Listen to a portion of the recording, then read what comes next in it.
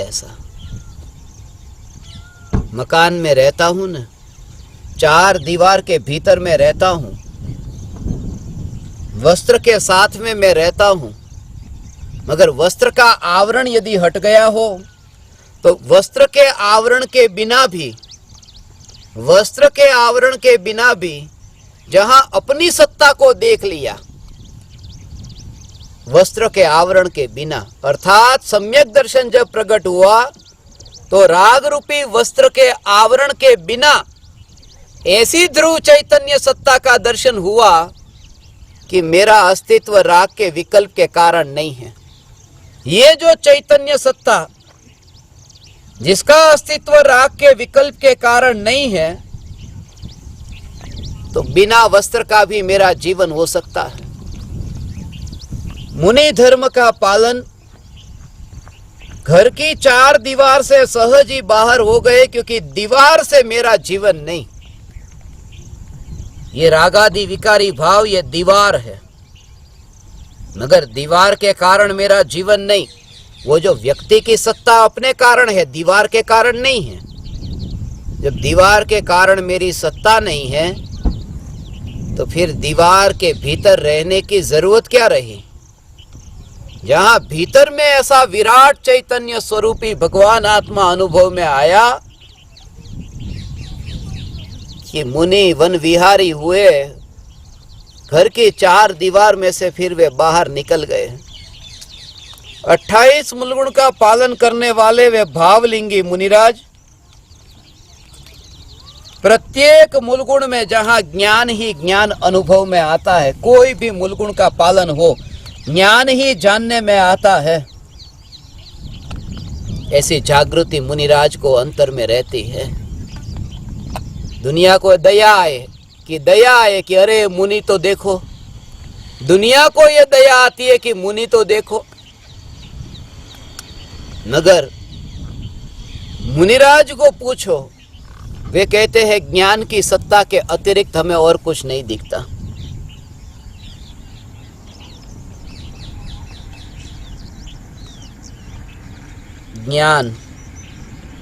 ज्ञान की सत्ता में अहिंसा व्रत का पालन करते हैं। अहिंसा की परिभाषा सिर्फ इतनी मान ली कि त्रस और स्थावर जीवों की हिंसा नहीं करते।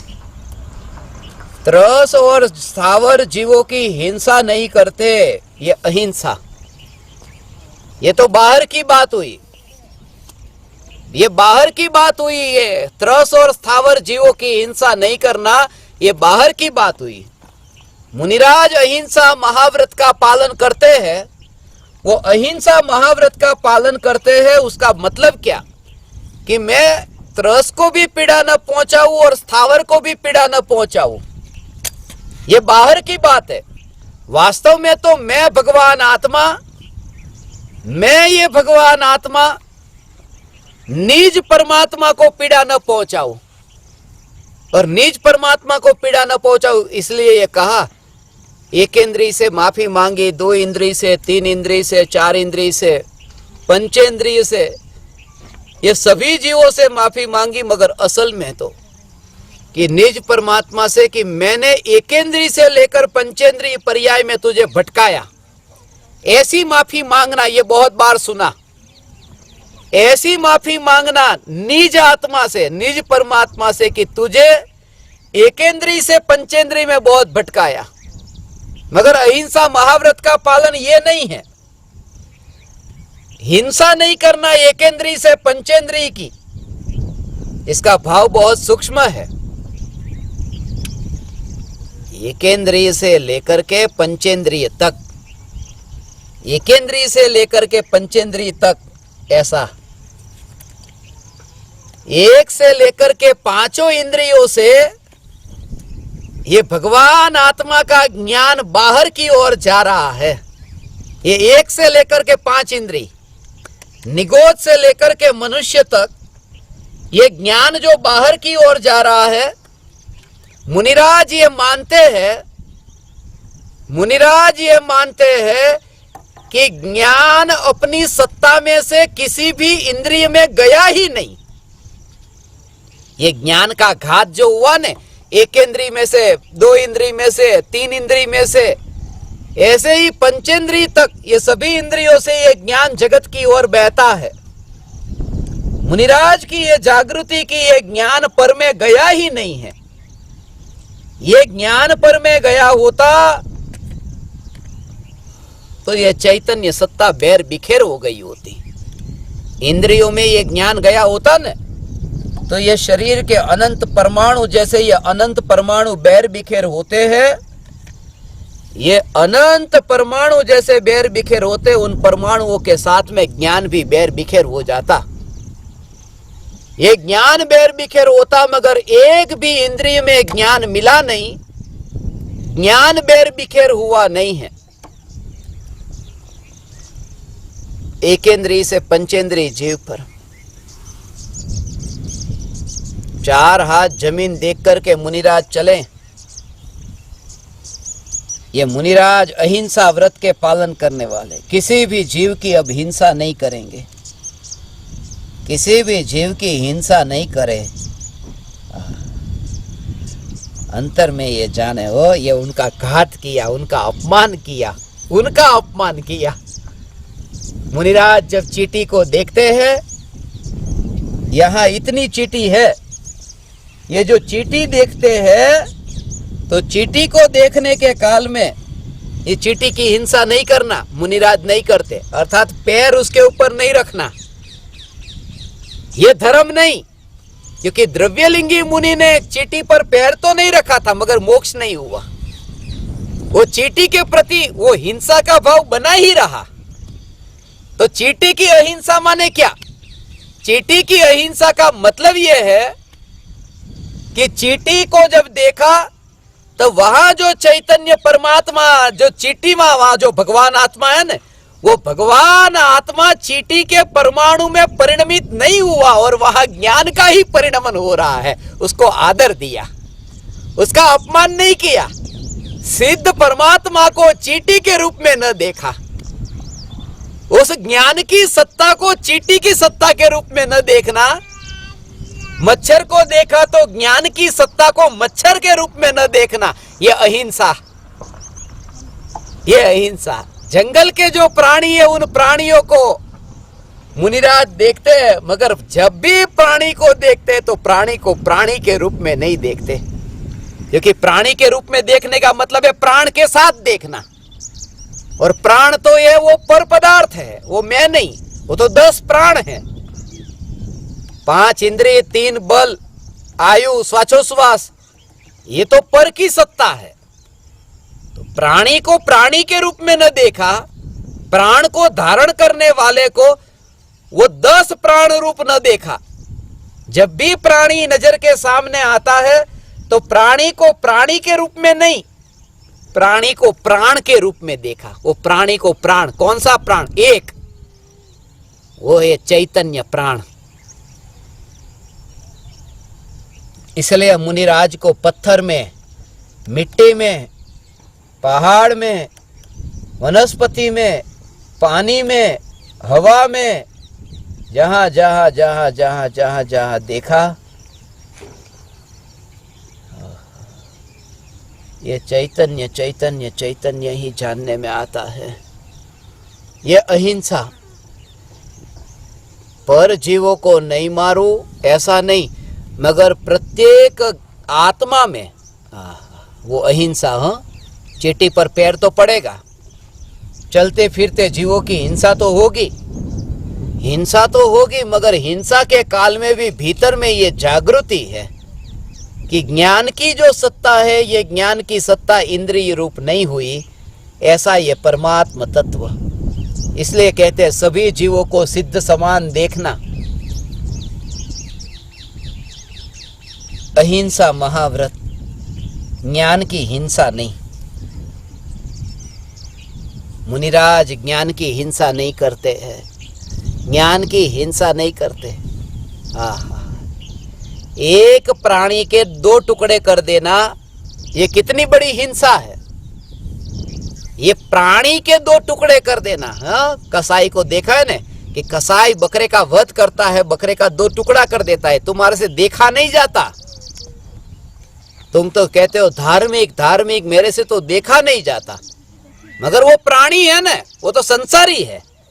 वो प्राणी के दो टुकड़े नहीं देखे जाते, प्राणी के दो टुकड़े नहीं देखे जाते, मगर जो सिद्ध परमात्मा है वो सिद्ध परमात्मा के टुकड़े हो रहे, और दो टुकड़े नहीं, दो टुकड़े नहीं, एक एक समय की ज्ञान की पर्याय, ये एक समय की पर्याय पहला टुकड़ा, दूसरे समय की पर्याय दूसरा टुकड़ा, ऐसे ही अनंत पर्याय। ये सिद्ध परमात्मा की ज्ञान की, मैं सिद्ध परमात्मा, मैं सिद्ध परमात्मा की ज्ञान की अनंत पर्याय, ये अखंड सिद्ध परमात्मा को ये टुकड़े रूप में देखना, अर्थात ज्ञान की अवस्था के रूप में देखना और ध्रुव सत्ता के रूप में न देखना, ये त्रिकाली परमात्मा सिद्ध परमात्मा की हिंसा है। मुनिराज उस हिंसा से छूट गए। ये असली अहिंसा महाव्रत है। ये महाव्रत कि ज्ञान के टुकड़े नहीं करते, अखंड ज्ञान की पर्याय में अखंड ज्ञान की जागृति, ये अखंड ज्ञान की जागृति, ये अहिंसा महाव्रत है। सत्य महाव्रत का पालन करते, वहां चैतन्य सत्ता ही, सत्य बोलना नहीं, सत्य बोलना ऐसा नहीं, सत्य महाव्रत का पालन। ज्ञान का जो जानने रूप परिणमन है, ये जानने रूप परिणमन ऐसा हो, उसमें टकराहट तो हो, क्योंकि बोलने के लिए क्या होता है कि जब बोलना होता है, पूरा का पूरा जो कहेंगे वो सत्य बोलेंगे। मुनिराज, मुनिराज सत्य बोलेंगे, थोड़ा भी असत्य नहीं, थोड़ा भी असत्य नहीं।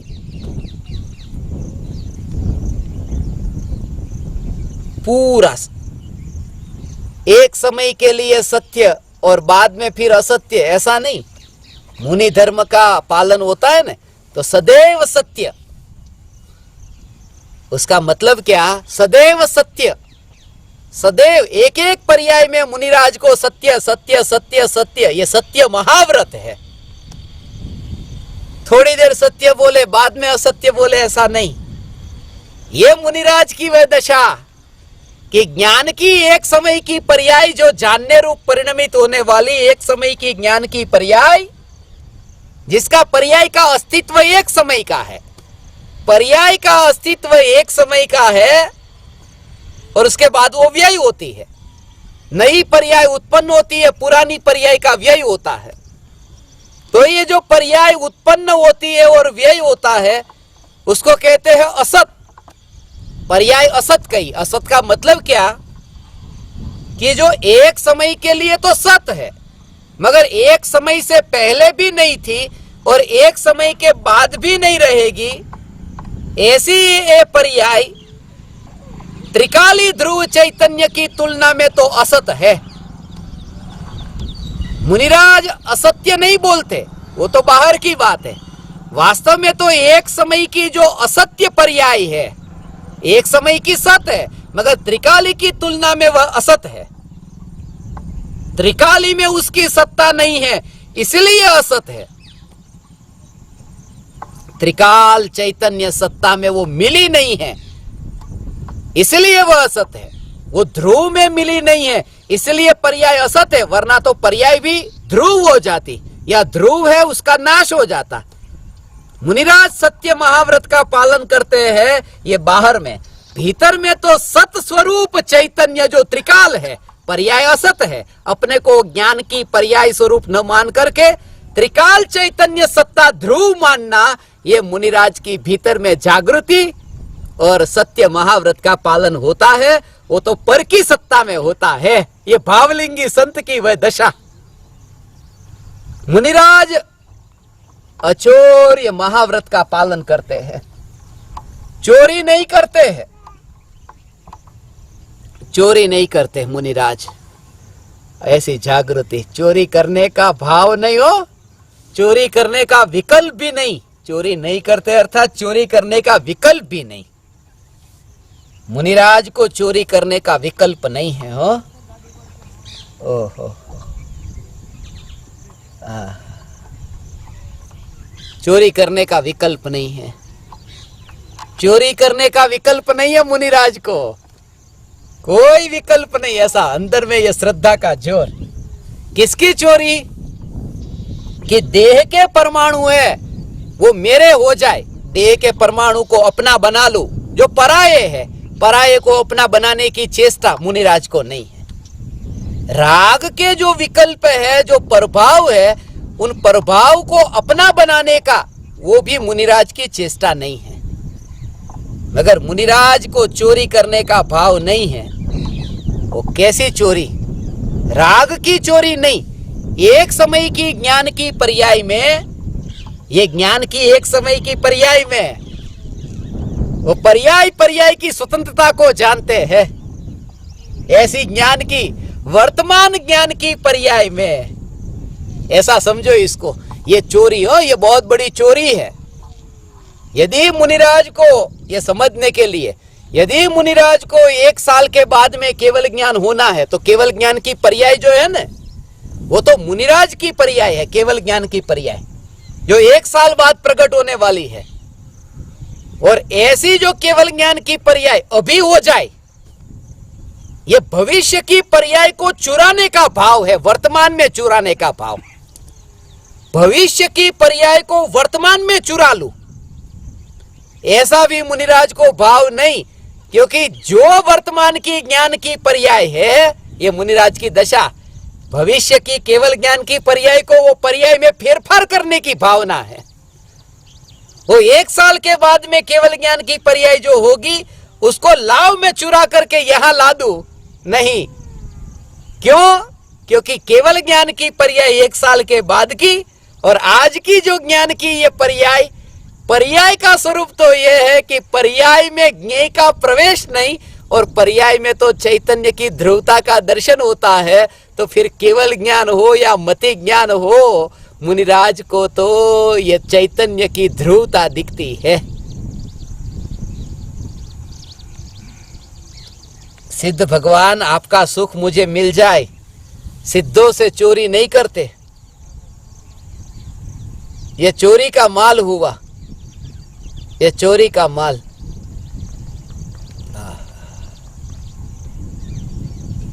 सिद्धों का सुख लेने का भाव। अनंत सिद्धों ने जो सुख भोगा है ना, अनंत सिद्धों ने जो सुख भोगा है, वो सुख मैं भोग लूं। वो सुख तुम भोग ही नहीं सकते, उस पर तुम्हारा अधिकार नहीं। अनंत सिद्धों का सुख तुम नहीं भोग सकते। आचार्य कुंद कुंद ने जो सुख भोगा, वो सुख मैं भोगू, वो हो ही नहीं सकता।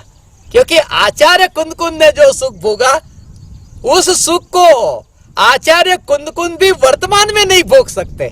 क्योंकि वो जो सुख भोगा ने, वो तो भूतकाल में गया, अब वो दोबारा लौटकर आता ही नहीं, तो कैसे भोगे? आचार्य कुंद कुंद स्वयं भूतकाल में बीते हुए सुख को वर्तमान में नहीं भोग सकते, तो आचार्य कुंद कुंद का सुख मैं कैसे भोग सकता हूं? सिर्फ ये कि मैं परिपूर्ण हूं, ज्ञान की सत्ता परिपूर्ण है, मुझे किसी पर पदार्थ से, पर द्रव्य से, पर भाव से, पराई पर्याय से या भूत और भविष्य की पर्याय से भी चोरी करने की जरूरत नहीं। वर्तमान पर्याय में त्रिकाली की जागृति, ये अचौर्य महाव्रत है। ब्रह्मचर्य महाव्रत का पालन मुनिराज करते हैं। ज्ञान की जो पर्याय है, मुनि धर्म पालन करने के काल में ज्ञान की जागृति, मुनि धर्म का जब पालन होता है तो मुनि धर्म के पालन के काल में ज्ञान की जागृति, ब्रह्मचर्य महाव्रत।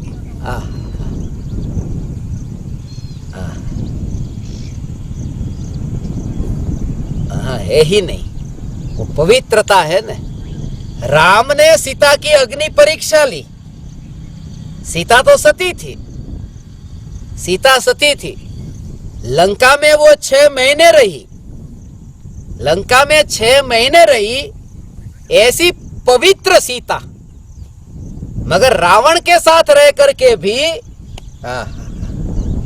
ये रावण के साथ रह करके भी, ये रावण के साथ रह करके भी सीता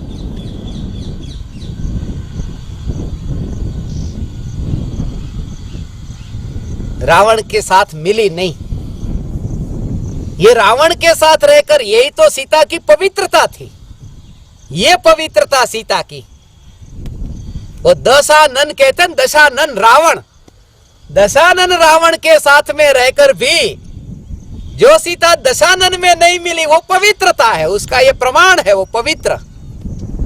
ऐसे ही ये दशानन यहां रावण है, मगर उसके साथ में ये सीता, सीता अर्थात ये ज्ञान की, एक समय की ये ज्ञान की पर्याय जो सीता है, जो सती है, क्योंकि सत की पर्याय वो सती होती है, द्रव्य सत है और ज्ञान की पर्याय द्रव्य की होने से वह सती है, सती है। और सती के साथ कोई छेड़खानी करे, अपराध के फल में संसार चक्र में परिभ्रमण करना पड़ सकता है, जो हुआ है अज्ञानी का। क्योंकि पर्याय जो क्रमबद्ध है, जो पर्याय सती है, उस सती के साथ छेड़खानी की, जो सत की पर्याय सती है। सीता सती दशानन के साथ रह करके भी वो दशानन से मिली नहीं। ये ज्ञान दशानन के साथ में रहता है। ये लंका, यहीं पर ही लंका है। ओ भगवान, ये भारत में नहीं, ये लंका है, जहां 10 मुख वाला नहीं, 10 मुख वाला तो वो दशानन था।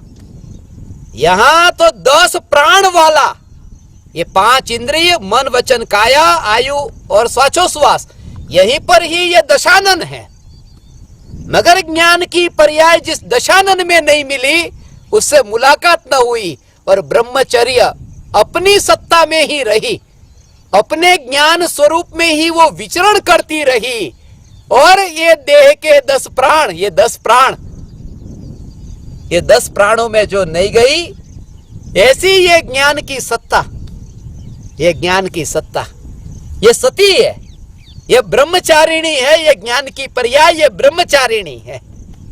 एक एक समय की ज्ञान की पर्याय ब्रह्मचारिणी है। ऐसी ज्ञान की पर्याय, एक एक समय की ज्ञान की पर्याय ब्रह्मचारिणी है।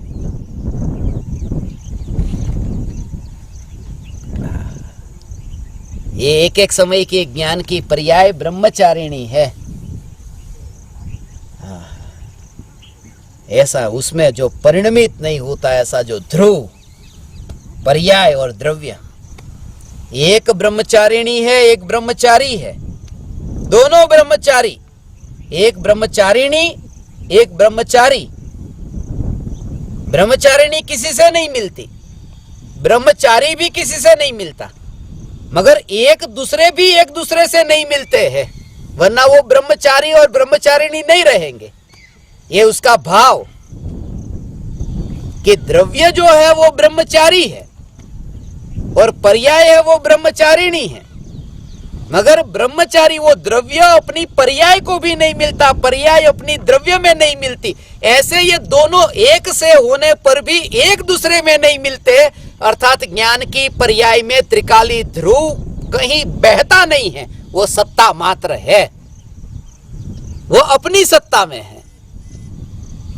और ज्ञान की, ये ज्ञान की मस्ती, ये ज्ञान की पवित्रता है, ये ज्ञान की पवित्रता है। जब ये ज्ञान की पवित्रता, ये पवित्रता की जागृति रहे न, ज्ञान की पवित्रता की जागृति रहे, ज्ञान की पवित्रता की जो जागृति रहे, उस जागृति के बल पर क्या होता है कि कूदे, अब सीता कूदी अग्नि में, मगर अग्नि नहीं रही, अब अग्नि तो बुझ गई। उसकी पवित्रता का यह प्रमाण है कि अग्नि बुझ गई। जब ये ज्ञान की पवित्रता, ये ब्रह्मचारिणी ऐसी ये ज्ञान की पवित्रता, ये पवित्रता का प्रमाण क्या कि जब ये अंतर में अनुभव होता है कि ये ज्ञान पवित्र है, कि राग और द्वेष के विकारी भावों की जो आग है वो आग बुझ जाती है। यही तो अग्नि परीक्षा में पास होना हो गया। इसलिए वे वितरागी परमात्मा जो अग्नि परीक्षा में पास हुए, क्योंकि ज्ञान की पर्याय पवित्र थी कि पूर्ण वितरागता को प्राप्त हुए। भगवान वो अग्नि न रही, वो अग्नि न रही अब। ऐसा ये चैतन्य, ऐसा ये ज्ञान का स्वरूप है। मुनि धर्म पालन करते हैं, किसी स्त्री को छूते नहीं है, किसी स्त्री को छूते नहीं है, ऐसा नहीं। किसी स्त्री को छूते नहीं है, उसमें भी मुनिराज की ये जागृति रहती है। ज्ञान पर जोर है, ये ज्ञान पर जोर। ब्रह्मचर्य महाव्रत का पालन करते हैं, मगर ज्ञान में ही ब्रह्मचर्य को जिसने देखा, अपरिग्रह महाव्रत के धारक, परिग्रह अपने पास में नहीं जिनके, ऐसे वे मुनिराज परिग्रह का त्याग कर दिया। परिग्रह का त्याग नहीं, समय सार 34वीं गाथा, परिग्रह का त्याग नहीं। जिसने ये जाना कि ज्ञान में परिग्रह है ही नहीं, जिस ज्ञान में परिग्रह नहीं है, इस ज्ञान को जानना, ये ज्ञान का स्वरूप जिसने जाना, बस वही त्याग है। इसलिए कहा ज्ञान ही त्याग है, ज्ञान ही प्रत्याख्यान है, पचकाण है।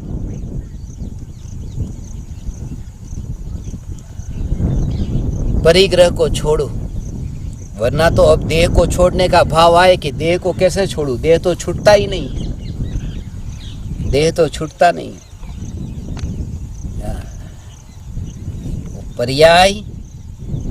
पर्याय ग्रहण नहीं करती है, वो पर्याय ज्ञान की पर्याय ग्रहण नहीं करती है। ग्रहण नहीं करती, उसका भाव क्या है भगवान? भावलिंगी मुनिराज को ये जागृति वन विहारी संत, जो वन विहारी संत जिनके शरीर पर धागे मात्र का परिग्रह नहीं, अपरिग्रही मुनिराज की ये जागृति, ज्ञान की जागृति। ज्ञान की जागृति का मतलब क्या?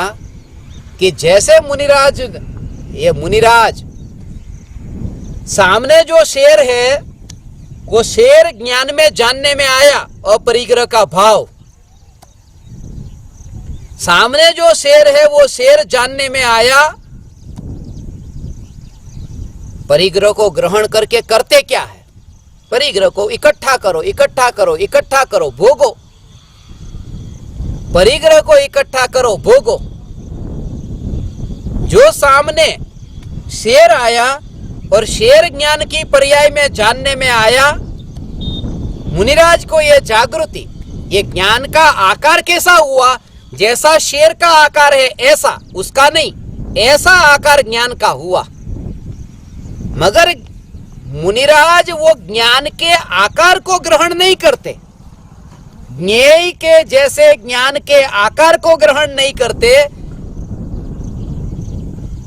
ज्ञेय के जैसे ज्ञान के आकार को ग्रहण नहीं करते, और ज्ञान की सत्ता का अनुभव करते हैं, क्योंकि आकार बदल जाता है।